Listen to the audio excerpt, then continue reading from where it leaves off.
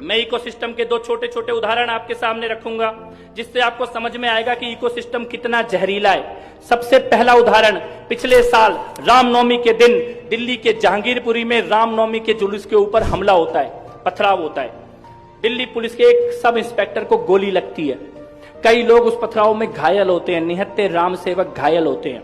दिल्ली की पुलिस जहांगीरपुरी के एक कबाड़ी को गिरफ्तार करती है, अंसार नाम का कबाड़ी।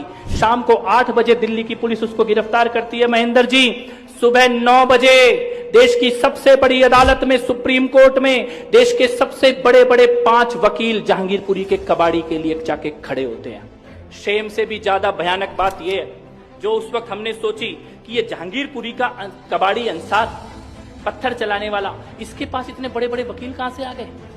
अगर आप और हम अपना घर बेच के भी उन 5 वकील को 12 घंटे के अंदर सुप्रीम कोर्ट में खड़ा करने की कोशिश करेंगे, हमें अपॉइंटमेंट भी नहीं मिलेगा उन वकीलों से। 12 घंटे के अंदर अपॉइंटमेंट भी नहीं मिलेगा। पैसा तो होगा ही नहीं, पैसा आ भी गया कहीं से घर बार बेच के, तब भी अपॉइंटमेंट भी नहीं मिलेगा। लेकिन जहांगीरपुरी के कबाड़ी के लिए देश के 5 सबसे बड़े वकील 12 घंटे के अंदर देश की सबसे बड़ी अदालत में खड़े थे। तब हमने ये सोचा कि ये कैसे संभव है, कैसे, कौन है वो लोग जो अंसार को इतने बड़े बड़े वकील दे रहे हैं। तो एक नाम सामने आया, जमीयत उलेमाए हिंद। जमीयत उलेमाए हिंद ने जहांगीरपुरी के अंसार के लिए देश के सबसे बड़े बड़े वकील खड़े कर दिए थे। तो हमने सोचा कि जमीयत उलेमाए हिंद क्या है, इसके बारे में जानने की कोशिश की जाए। इनके पास इतना पैसा कहां से आ रहा है। तो पता लगा, अहमदाबाद में जो बम ब्लास्ट हुए थे, आतंकवादी हमले हुए थे, जिन आतंकवादी हमलों में पुलिस ने आतंकवादियों को न केवल पकड़ा बल्कि सबूतों के साथ कोर्ट में ले जाके उनका गुनाह साबित करके सजा दिला दी 36 लोगों को।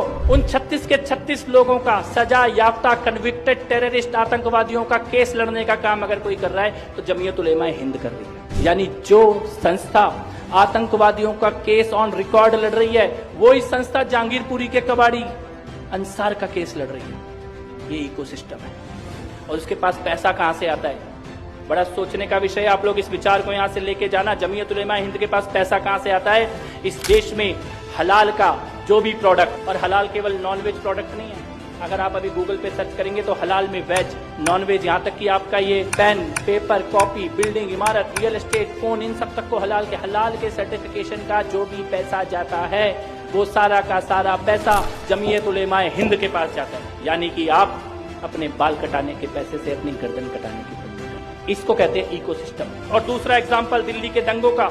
दिल्ली के दंगों में शाहरुख पठान की फोटो आप सबने देखी होगी, जो बंदूक लेके पुलिस वाले के माथे पे बंदूक लगा के खड़ा था। शाहरुख पठान, दुनिया के पास उसकी फोटो थी, उसका वीडियो था, उसका नाम था। लेकिन रात को 9 बजे प्राइम टाइम पे रवीश कुमार आता है, शाहरुख पठान की फोटो दिखाता है, उसका वीडियो दिखाता है और उसका नाम अनुराग मिश्रा बताता है। जब दिल्ली चल रही थी तब इतना बड़ा झूठ रात को प्राइम टाइम पे टीवी पे बोला जा रहा था। इसको कहते हैं इकोसिस्टम।